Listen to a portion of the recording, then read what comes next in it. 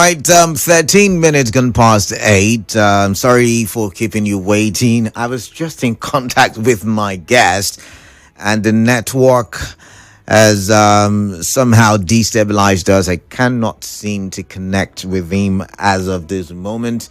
I keep trying, but yes, the conversation must go on. Thank you for staying tuned to 92.3 Nigeria Info, your number one talk radio station. I am Kaladakoru Batubo, and this is the Morning Crossfire. It's that time when you and I, go we go deep into issues, that are happening in our country, or sometimes in our state, or sometimes in our local government areas. All right. And one of the biggest stories making the rounds in Nigeria today has got to do with the sentencing of Nnamdi Kanu yesterday. And he was sentenced to life. Take a listen.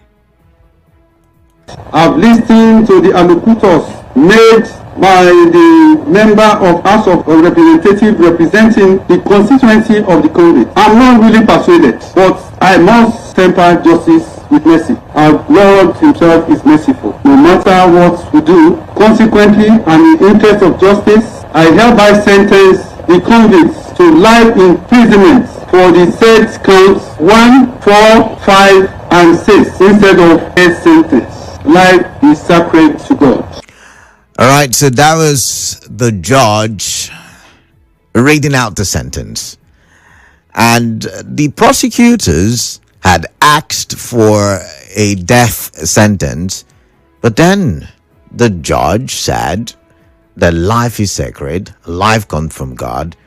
And, according to modern international practices, it is best that, he's sentenced to life for some of the charges. Remember, it was seven charges against Nnamdi Kanu, and for about 3 or 4 of them, life sentence, and then one had 20 years, and I think charge 7 had 5 years. So they will happen concurrently, but then again, there is life, so I wonder what the concurrently means there.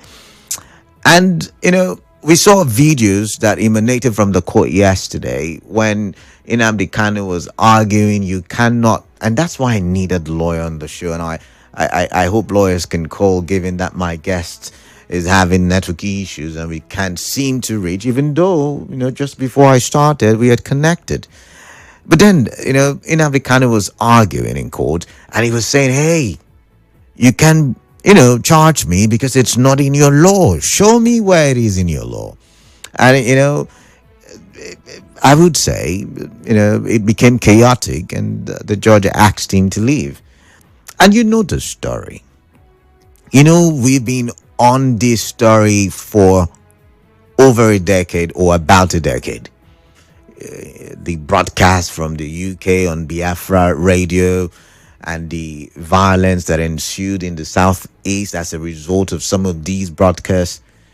And then, the arrests, the bail given, signed by Ainaya Baribe, who, by the way, has, expressed his sadness about the judgment, let me put it that way. And you remember the whole thing that happened, the military or not the military. There were those arguments in those days. I remember talking about all of that on radio. And, of course, Nnamdi Kanu jumped bail. Some say he ran for his life. Others said the military costed. But what the court understands is that when it was time for Nnamdi Kanu to appear before the court, Nnamdi Kanu was nowhere to be found. As a matter of fact, as time eventually told us, Nnamdi Kanu was no longer in Nigeria, and it took the government some action in Kenya to bring back Nnamdi Kanu to Nigeria. Now, the Supreme Court has said that move was and still is illegal. However, it is not enough. It is not enough to stop Nnamdi Kanu from standing trial. And really, it's an interesting conversation because the matter went back to the High Court, and Nnamdi Kanu kept insisting that he could not be tried because he was illegally brought to Nigeria. But then the Supreme Court, which is the final court of the land, which agreed that yes, you were illegally brought back to Nigeria, but that doesn't mean you would not stand and defend yourself. And then he failed to defend himself, insisting that he was illegally brought. Like the lawyer who's supposed to be on my show said, he should have been arguing as to whether the charges against him were right or not. Let's take a listen to what the lawyer said. Because who would have heard from him would have heard his own position and how he is debunking each and every testimony that was given. And in criminal matters of this magnitude, when you don't put in a defense and serious allegations are levied against you with evidence being presented before the court will rely on what it has to give judgments. The court cannot go and look for defense for you. And we have seen the end today, which is an unfortunate situation. And I'm now wondering, we all say we want to fight terrorism. Could this be one step at that fight, or one step at winning the fight against terrorism? Could that be what this is? Because I've noticed something in Nigeria. When it is our own, we say it's my brother. When it's their own, we say crucify him. And a lot of the narratives that have characterized the activities happening in the northern part of the country have centered on, the northern people are trying to shield these bandits, these terrorists, because it is their brother. But we fail to realize that that's a Nigerian thing. It's my brother. So for that reason, he should not face prosecution.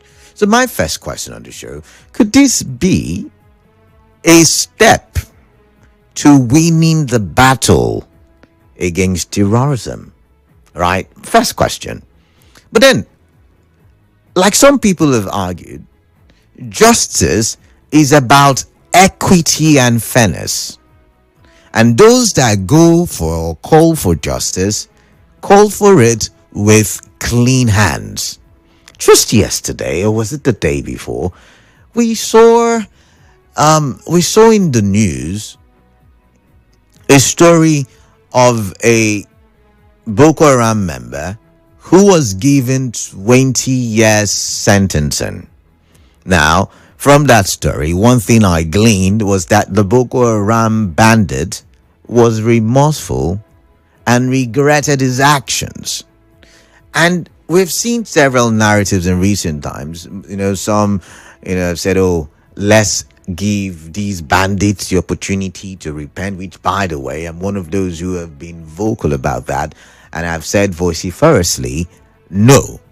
And even when in the Niger Delta, my brothers, because I'm of the Ijo extraction, we're talking about amnesty, I was for he who commits, he should submit to the law. And that's always been my thinking. And for equity and fairness, the conversation has been, are we giving equitable punishments to people who have perpetrated terror to the Nigerian state? And if the lawyer was on the show, and maybe any other lawyer who's listening can help me, I would have asked the question, and still am asking the question, what is the penalty for terrorism in the Nigerian law?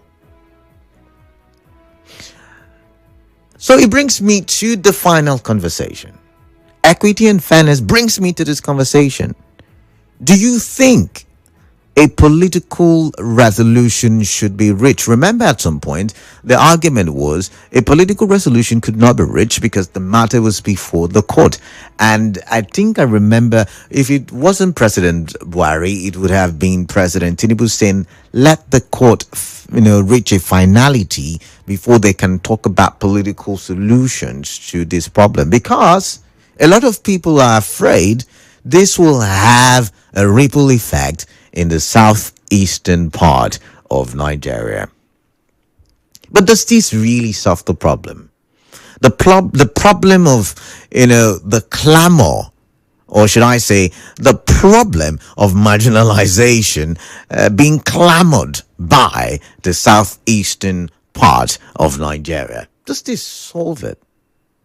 Once again, I'm all for justice, equity, and fairness. And I know you are as well. Because for Nigeria to be great, for Nigeria to surmount the problems which we mentioned in our yesterday session, we would need to ensure justice, equity, and fairness. But so I don't sound like a preacher on the pulpit on a Sunday morning, I'm going to open the phone lines and I'm going to allow you the opportunity to answer or attempt to answer some of the questions that I've asked on the show this morning. And, maybe lawyers can help me. For some reason, I cannot connect to my guest, but I would try. I would try my best. I will try my best to reach out to him once again. But while I'm waiting, I'll go for a quick commercial. When I return, I'll take your calls. Remember, you can start sending your messages via WhatsApp 0809 0306416 and also on Facebook, Nigeria Info PH. Good morning. Do stay tuned.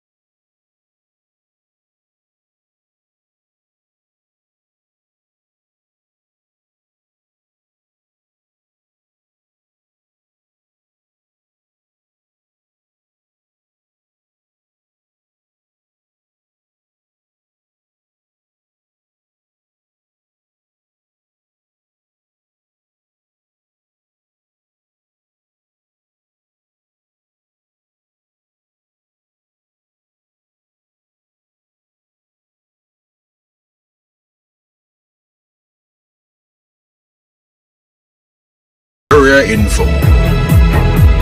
Kaladakoru is still in the studio. Morning Crossfire is the show, and time is far gone. I've got basically about 13 minutes to take calls and contributions. So I'm going to start with WhatsApp, where I have a lot of messages already lined up for me to read. If you're just joining, you're welcome. But I probably wouldn't have time to do a recap of my introduction or my conversation. I'm talking about the sentencing of Nnamdi Kanu to life. And we're looking at all the nuances, all the intricacies of, that conversation.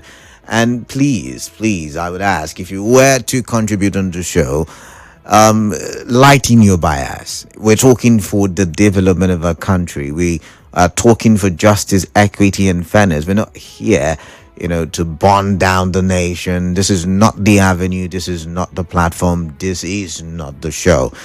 If there's anything I like to boast about, is about how well I try to be neutral, even if sometimes, people don't seem like I am or don't think I am.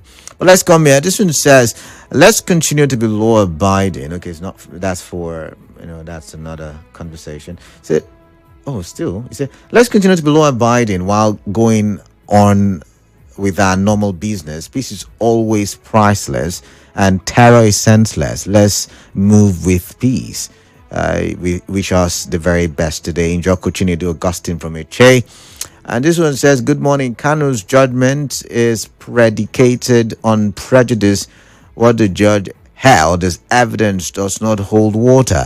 While the terrorist holds party with the government open and pampered, so we are not surprised about the judgment. It has been scripted. Emi Dean Potako. But Emi, I may not agree with you, because Nnamdi Kanu did not put up a defense. So if he had put up a defense, then maybe we can now talk about whether the evidence was watery or not. But Nnamdi Kanu had no defense. So indirectly, in the eyes of the law, he has accepted everything that was thrown against him as a charge. But let's now move on to Chris. He says, good morning, presenters. Sentencing Nnamdi Kanu is not a win against terrorism, but will worsen the security situation, more especially in the southeast. Chris, so Chris, are you calling for a political resolution to that problem? Well, this one says the judgment of terrorism in Nigeria is death sentence, but in the case of Nnamdi Kanu, he has not been given fair hearing. Let's stand against injustice in Nigeria. God determine. What do you mean by he has not been given fair hearing? I really want to know, because once again, he was given the opportunity to stand in his defense. If we should tell the story right, he told his lawyers, you know what, go home. I don't need your services. Go home. By the way, his lawyer, Jim Akoya, said he would appeal. But he had told them to go home, that he was going to stand in his own defense. And he remember he had called witnesses. He had called Yesom Wike, Buratai, and many other notable Nigerians. And then a very fast U-turn, he said, no, what, I'm not going to defend.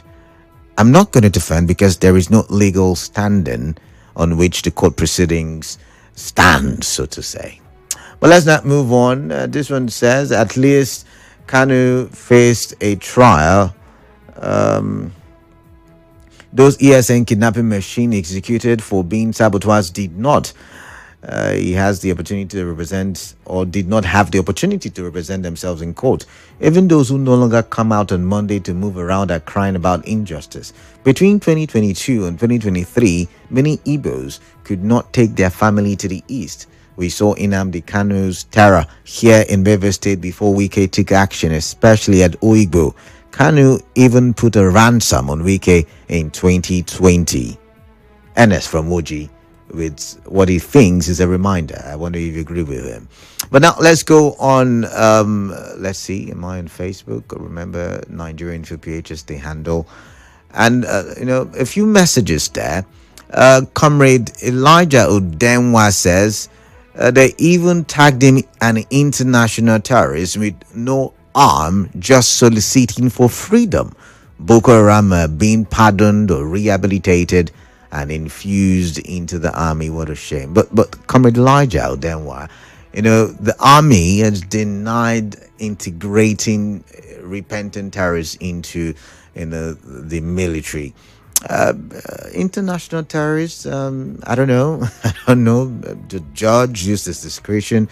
But thank God Ability Atoibu says, if political solution is the only way to get Nnamdi Kanu out from detention, would he accept to drop the agitation for Biafra? And that's a question we all we all need to think about, right? But let's take a few calls. It's almost time for me to wrap up. 0817-923-0002, 0817-923-0003. Remember, there is a call screener. Your name will be taken down, your location as well, and I will take your contribution. But this is Honorable Ida from Nkoro. He says, what was Nnamdi Kanu's offense that Justice Omotosho will sentence him to life imprisonment? His judgment has brought pains to Nigerians. I believe in democracy. We have freedom of speech. There's Boko Haram out there killing people. They never did anything, but the one saying the truth, they're punishing him. But while you say there is freedom of speech, there's a limit to your freedom of speech. You can't go saying things like attack police stations or imposing that people stay at home, because your freedom of speech is also infringing on the freedom of movement of other people. But let's listen to Chima from Rumakuta. Chima, please go straight to the point. I would appreciate it. Mr. Canada, the lengthiness of Nnamdi Kanu's matter is enough for him to prove his case. Remember, sometimes ago, Nigerians keep shouting that, why is this so long? What is this? How many years they've not been able to end this matter? Now the matter has ended with enough time. But when you said it, even when he was giving a pro bono, now the issue is that now, Mr. Canada, they begin to compare Nnamdi Kanu and the terrorists that whatever. Nnamdi Kanu's murder is even above terrorism, my brother. It is an institution whereby you want to put a mighty problem in the nation, whereby I would say it is treasonable. For all the things now they can have said, where a man will declare in an open air that you should kill everybody, even the president, calling the nation a zoo. You understand? If you go and Google the difference between treason and terrorism, you see the difference, even if under felony. So to me, what is being according to Nnamdi Kanu is still him. All right. Yes, the weekend was even in threat. Okay, but if you say. Okay, but Chima, I do not have enough time, but thank you nonetheless. If you say treason, does treason deserve life imprisonment? Gift from Imbiama. Gift, welcome. Yeah, good morning, Canada. Yeah, good morning to you. Welcome on the show. Yeah, see, I am not a fan of this man in question. Okay. Going by some of the antecedents. Okay. Now, but the federal government, the underlying issue is the way and manner this man was brought to Nigeria. Is that fair enough? Well, first, you remember, and of course, is an evidence that this man's house was put down. His buildings were demolished. You mean invaded by the military? Is that what you're trying to say? Yeah. But I mentioned it. But see, in the eyes of the courts, whether you like it or not, he jumped bail because the bail condition. Hold on, sir. Okay. Hold on, sir. Okay. At that point, when the military have to go in that manner, what we are expecting him to do is only a tree. That we stand. Okay, so let me indulge you. Could he have, could he have gone to the police or back to the court after running away from the military to say, "Hey, see you, I need protection. The military is after me." Could he have done that? Yes. Okay, all right. Yes, but on this issue, the federal government have not covered themselves in glory. Okay. Very frank with you. All right. All right, all right. I've got to go. They have not covered themselves in glory. I do not have time. I've got to go really. But let's listen to Gift from Yenegua. Gift, good morning, and quickly straight to the point. Man of the people, how are you? I'm doing great this morning. Quickly, let's get your thoughts. I can feel it right from this very end. Let me tell us, the court has given a judgment. There's nothing like allegedly anymore. Okay. As it stands today. Nnamdi Kanu has been labeled international terrorist. But it's not the final court, so maybe we want to take it. We want to take it easy. I said right now. Okay. As it stands, why is it that it is difficult for us to swallow this bitter pill? A man that called for everyone used a wicked air to be shot off for 100 million. If I come to air to talk anyhow, Canada, you will never permit me. Of course I wouldn't. You will yank me off. Yeah. In fact, there will be a ban. But this man decided to do this part, and people are pampering this man. Look at the things he said. They played all those things. And either myself or media or anybody is trying to tell me about sentiments. No sentiments here. All right. A terrorist remains a terrorist. All right. Thank you, Gift. A terrorist. Thank you. He's a terrorist. Okay. All right. Mira from Okrika. Meryl, good morning. Quickly, please. Hello, Kennedy. Good morning. Yeah, good morning to you. Yeah, better late than never. Oh, this Monday is struggling. All the thieves and parts came in all the You have just 60 seconds, by the way. No, it's fine, Kennedy. Is the federal government telling me that Nnamdi Kanu is the one unleashing terror, in the Nigerian society? As much as I know, what they are doing is protest. They left the issue that this man is protesting for, and the people are protesting for, thereby doing sit at home. And then they are telling us that that is terror on the Nigerian people. And I want to know. But calling for the killing of people, is that not terror? Did it call? Actually call for the killing of people. I mean, Gift from Yenegua just reminded you of the bounty on Wike's head. Oh, KDB. I want to even ask about the 28 sentence. Look, a person that commits several murders and the person feels remorse. So what are the laws guiding a death sentence and a murder? All right, Mira, I've got to go. Questions begging for answers, but your 60 seconds are up. I am Kaladakoru Batubo, and this is me signing out. Good morning.